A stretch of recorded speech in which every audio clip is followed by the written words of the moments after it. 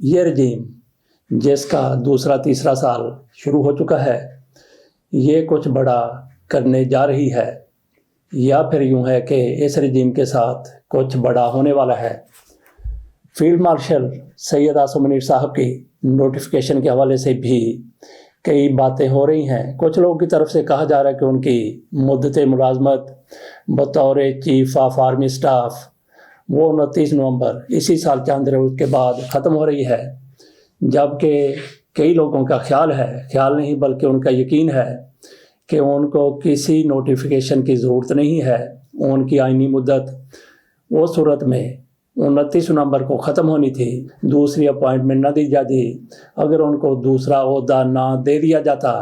وہ field marshal ہیں اور اس سے پہلے ان کی مدت ملازمت 26ویں آئینی ترمیم کے تحت 3 سال سے 5 سال کر دی گئی تھی، اور باقی جو دیگر افواج کے سربراہان ہیں ان کی بھی اتنی ہی مدت ملازمت کر دی گئی تھی۔ اس کو مد نظر رکھتے ہوئے اگر کوئی بات کرتا ہے کہ ان کی مدت ملازمت بطور آرمی چیف 29 نومبر کو ختم ہو رہی ہے تو بالکل غلط ہے، کیونکہ ان کی مدت ملازمت جس طرح سے 3 سال کی ابتدائی طور پر تھی، اس میں اضافہ ہو گیا خود بخود 26ویں آئینی ترمیم کے تحت، اور وہ ہو چکی ہے 5 سال، اور اس کے بعد وہ فیلڈ مارشل بھی بن چکے ہیں۔ فیلڈ مارشل بن گئے، اس کے ان کی مدت ملازمت پر تو کوئی اثر اور فرق نہیں پڑتا، لیکن یہ ضرور ہے کہ ان کو جس طرح سے کمانڈر آف ڈیفنس اسٹاف کا عہدہ دیا گیا ہے، کمانڈر آف ڈیفنس فورسز کا عہدہ دیا گیا ہے، اس کی مدت بھی 5 سال ہے۔ جیسے ہی ان کی بطور آرمی چیف مدت ختم ہوگی، ان کی نئی مدت شروع ہو جائے گی بطور کمانڈر آف ڈیفنس فورسز، اور اس کے ساتھ ساتھ یہ بھی ہے کہ وہ آرمی چیف بھی رہیں گے۔ ان کی مدت ملازمت بطور کمانڈر آف ڈیفنس فورسز کب شروع ہوگی؟ وہ 29 نومبر سے شروع ہوگی یا اس سے پہلے شروع ہوگی، اور وہ رہے گی 2030 تک۔ کچھ لوگوں کی طرف سے کہا جا رہا ہے کہ ان کو نوٹیفیکیشن کی ضرورت ہے۔ اگر ان کو نوٹیفیکیشن کی ضرورت ہے تو مجھے لگتا ہے کہ ان کو نوٹیفیکیشن کی ضرورت نہیں ہے۔ اگر ان کو نوٹیفیکیشن کی ضرورت ہے بھی تب بھی آج نہیں، کل نہیں، پرسوں نہیں، 29 نومبر سے پہلے ان کو نوٹیفیکیشن جاری کر دیا جائے گا۔ اس طرح سے جو لوگ یہ سوچ رہے ہیں کہ ان کی مدت ملازمت ختم ہونے والی ہے یا پھر کوئی ایسا ہونے والا ہے کہ وہ گھر چلے جائیں گے، ایسا ہوتا ہوا بظاہر نظر نہیں آ رہا۔ باقی اللہ کے فیصلے اوپر ہوتے ہیں، اللہ کے ہاں کیا لکھا ہوا ہے یہ اللہ بہتر جانتا ہے۔ جس طرح سے آئین میں تبدیلی کی گئی ہے اس سے تو لگتا ہے کہ وہ 2030 تک کم از کم، اگر اس کے بعد ان کو ایکسٹینشن نہیں دی جاتی تو 2030 تک تو وہ آرمی چیف ہیں۔ جیسا کہ میں نے شروع میں کہا کہ ایسا لگ رہا ہے ویسے کہ بہت کچھ پاکستان میں بڑا ہونے والا ہے، جیسا کہ آفریدی صاحب کی طرف سے سہیل آفریدی نے بھی کہا کہ پاکستان میں کچھ بہت بڑا اور اچانک ہونے والا ہے۔ ان کا اشارہ کس طرف ہے اللہ بہتر جانتا ہے، لیکن یہاں پہ سازشیں پنپتی رہتی ہیں، سازشیں کامیاب بھی ہو جاتی ہیں۔ اگر سازشیں کامیاب ہو جائیں تو ان کو پھر انقلاب کہا جاتا ہے، اگر ناکام ہو جائیں تو پھر بغاوت کے زمرے میں آتی ہیں، اور بغاوت کرنے والوں کے ساتھ جو کچھ ہوتا ہے وہ پوری دنیا کو پتہ ہے۔ بہرحال ہر حکومت یہی کہتی ہے، یہی سوچتی ہے، ہر حکمران کے ذہن میں یہی ہوتا ہے کہ میں نے صدیوں حکومت کرنی ہے، میں نے دہائیوں حکومت کرنی ہے۔ کوئی نہیں سوچتا کہ اس کے خلاف کوئی بغاوت ہو سکتی ہے، لوگ اٹھ سکتے ہیں، جیسا کہ سری لنکا میں آپ نے دیکھا، جیسا آپ نے نیپال میں دیکھا، اور اس سے پہلے بنگلہ دیش میں دیکھا۔ بنگلہ دیش میں آپ نے کیا دیکھا کہ وہاں پہ حسینہ واجد جس طرح سے معاملات کو چلا رہی تھی، 2010 میں ان کی طرف سے ٹربیونل بنائے گئے تھے اور ان کو نام دیا گیا تھا بین الاقوامی ٹربیونل، حالانکہ مقامی ٹربیونل تھے۔ ان کی طرف سے 2010 میں اپنے مخالفین کے لیے ٹربیونل بنائے گئے، اور اسی ٹربیونل کی طرف سے حسینہ شیخ کو سزائے موت سنائی گئی ہے، اور جو اس معاملے میں وعدہ معاف گواہ بنے ہیں ان کے شریک ملزم ہیں۔ ایک تو وزیر داخلہ اسدالزمان صاحب، وہ بھی اس میں شریک ملزم تھے، شریک مجرم تھے، ان کو بھی سزا سنائی گئی ہے، لیکن وہاں کے جو آئی جی صاحب ہیں وہ فوری طور پر دوڑے ہیں، بھاگے ہیں۔ انہوں نے کہا کہ میں گواہی دینے کے لیے تیار ہوں، میں سلطانی گواہ ہوں، میں وعدہ معاف گواہ ہوں۔ انہوں نے حسینہ شیخ کے خلاف یہ گواہی دے دی، تو آئیں اس کو ذرا ملائیں۔ عمران خان کی بہنوں کے ساتھ جو کچھ ہوا ہے اور کس موقع پر ہوا ہے یہ بھی ذرا ذہن میں رہے۔ جیسا کہ کہا کہ کچھ نہ کچھ بڑا یہ حکومت کرنے والی ہے، یا پھر اس رجیم کے خلاف اس رجیم کے ساتھ کچھ بہت بڑا ہونے والا ہے۔ تو اسی طرح سے کڑی ملائی جائے تو وہ کون لوگ ہیں جنہوں نے ایسا کر دیا؟ عمران خان کی بہنیں وہاں پہ بیٹھی ہوئی تھی اڈیالہ جیل کے باہر بہت دور، ان کی طرف سے مطالبہ کیا جا رہا تھا کہ عمران خان کے ساتھ ان کی ملاقات کروا دی جائے۔ تینوں بہنیں وہاں بیٹھی ہوئی تھی اور وہاں پہ 25-26 لوگ بیٹھے ہوئے تھے۔ ان کو اٹھانا، ان کو منتشر کرنا قطعی طور پر مشکل اور ناممکن نہیں تھا، بڑا آسان تھا۔ ان کو اٹھا دیا جاتا، ان کو کہیں اور بٹھا دیا جاتا، ان کو منتشر کر دیا جاتا، لیکن تشدد کا راستہ اختیار کیا گیا۔ تو یہ کون لوگ ہیں ایسے مشورے دینے والے، ایسے کام کرنے والے؟ اور پھر ان پر جس طرح سے پانی برسایا گیا، سردیاں، شدید سردی، اسلام آباد میں رات کا پہر ہے، پچھلا پہر ہے یا رات کا آدھی رات کا دورانیہ ہے، اس سے آپ اندازہ کر سکتے ہیں کہ وہاں پہ کتنی سردی ہو سکتی ہے۔ اور ان پر پھر پانی بھی پھینکا گیا، ٹھنڈا پانی پھینکا گیا، موسم پہلے ہی سرد۔ اور پھر عمران خان کی ایک سسٹر کو بالوں سے وہ کہتی ہے مجھے گھسیٹا گیا۔ اور پھر عمران خان کی بہن جن کی عمر 72 سال ہے، شاید اس سے بھی 1-2 سال زیادہ ہو، ان کو بالوں سے گھسیٹا گیا۔ تو یہ کن لوگوں کو اشتعال دلانے کی کوشش کی گئی ہے؟ 25-26 لوگ ہیں، ان کو وہاں سے اٹھا دینا کوئی مشکل نہیں تھا۔ جیسے کہ کہا کہ یہ حکومت کچھ بہت بڑا کرنے جا رہی ہے، اس حکومت کے ساتھ کچھ بہت بڑا ہونے والا ہے۔ اور اس کے ساتھ ساتھ پھر فیلڈ مارشل کے حوالے سے بھی مخالفین کی طرف سے خبریں، باتیں سامنے آ رہی ہیں۔ کیا اوپر کہیں 2 گروپ بن چکے ہیں، ایک طرف ہے، دوسرا دوسری طرف ہے، اور عمران خان کے لیے بھی کہیں نہ کہیں نرم گوشہ پایا جاتا ہے۔ تو اس حوالے سے ہم محتاط رہ کر ہی گفتگو کرتے ہیں، کوئی ایسی بات ہم نہیں کہنا چاہتے کہ جس سے یہ شائبہ ہو کہ پاکستان میں کوئی صورتحال بہت ہی بری ہونے جا رہی ہے۔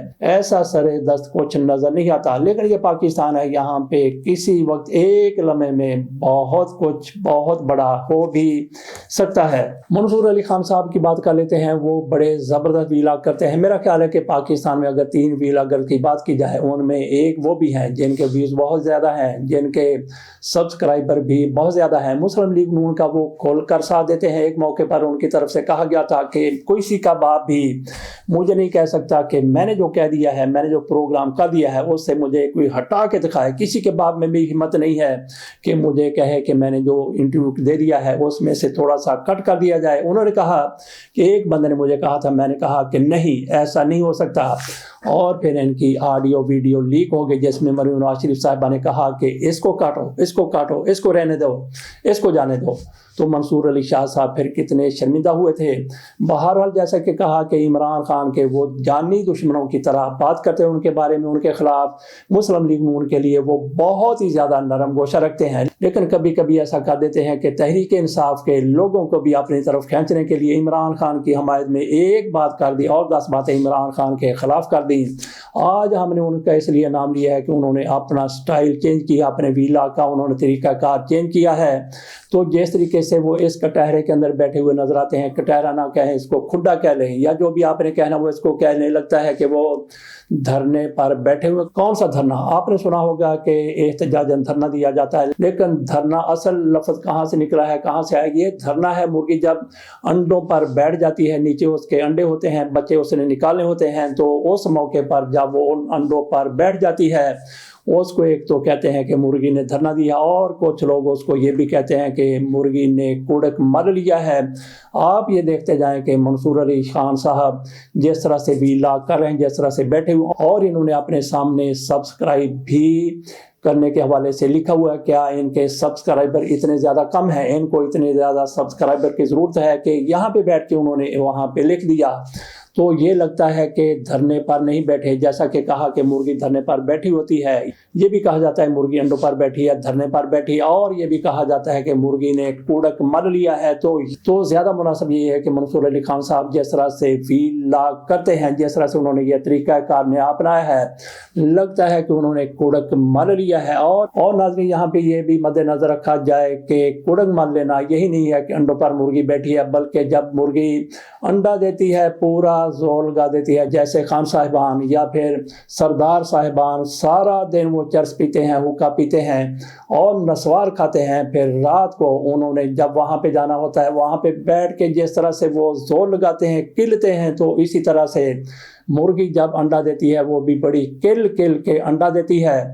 इसी तरह से मंसूर अली खान साहब भी लगता है कि ये इन्होंने कुड़क मल लिया है। बहरहाल मंसूर अली खान साहब के वीलाग हमें भी काफ़ी पसंद आते हैं, ये हम उनकी किरदार कुशी नहीं कर रहे, वैसे बात कर रहे हैं। इसी तरह से जावेद चौधरी साहब भी बड़े ज़बरदस्त किस्म के वीलाग करते हैं। उन्होंने एक मौके पर ऐसा वीलाग भी ठोक दिया था, उन्होंने कहा कि जनरल बाजवा से मेरी मुलाकात हुई और जनरल बाजवा साहब केक रख चाय में डबो डबो के खा रहे थे। मुझे लगता है कि जावेद चौधरी साहब के मुंह में भी शायद वो केक का एक एक टुकड़ा डाल रहे हों, लेकिन चाय में डुबो के नहीं। अगर चाय में डुबो के डालते जावेद चौधरी साहब की सलवार पर, जिसको पंजाबी में सुथन भी कहते हैं, इनकी सुथन पर गिरता या फिर इनकी वास्कट पर गिरता, इसलिए इनको जो उन्होंने केक रस खिलाया होगा बगैर चाय में डुबो के, बगैर चाय में भगो के इनको खिलाया होगा, सुक्का ही केक रस इनको खिला दिया होगा।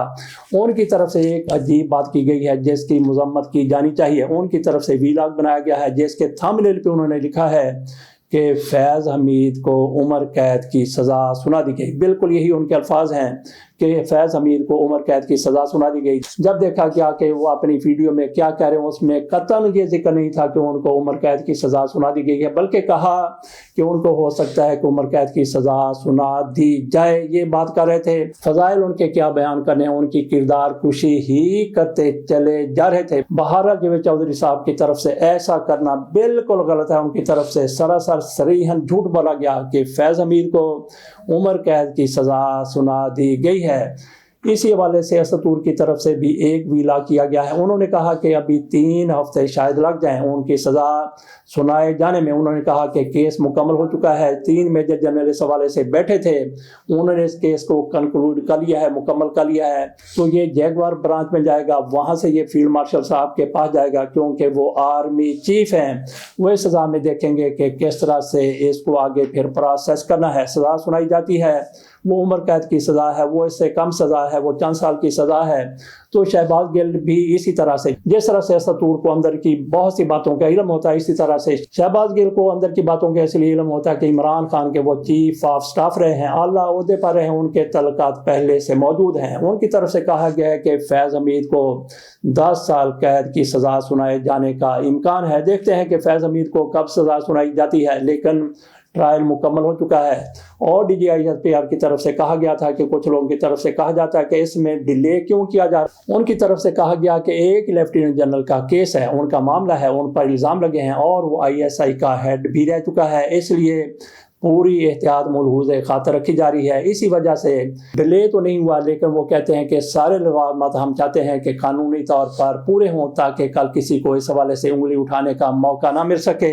हमद रजा साहब के हवाले से बात करनी थी। उन्होंने सरेंडर किया था। सरेंडर उन्होंने इसलिए किया था कि वो स्टे ले लें उनके हल्के में, जहाँ से उनको नाअहल करार दिया गया था 9 मई में मुलव्वस होने के हवाले से। तो उन्होंने सरेंडर कर दिया, जेल चले गए और वो अदालत भी गए। अदालत में जाके उन्होंने कहा कि स्टे दिया जाए। अदालत की तरफ से कहा गया कि इलेक्शन होने दें और जब तक इस केस का फैसला हम नहीं सुना देते उस वक्त तक रिजल्ट अनाउंस ना किया जाए, लिहाजा वहाँ पे इलेक्शन हो रहे। और सबसे बड़ी फैसलाबाद से आने वाली खबर यह है कि राना सनाउल्लाह और आबद शेर अली खान के अब्बे शेर अली खान से सुलह हो गई है। इन दोनों की सुलह हो गई है। वो उनके घर चले गए, राना सनाउल्लाह उनके घर चले गए।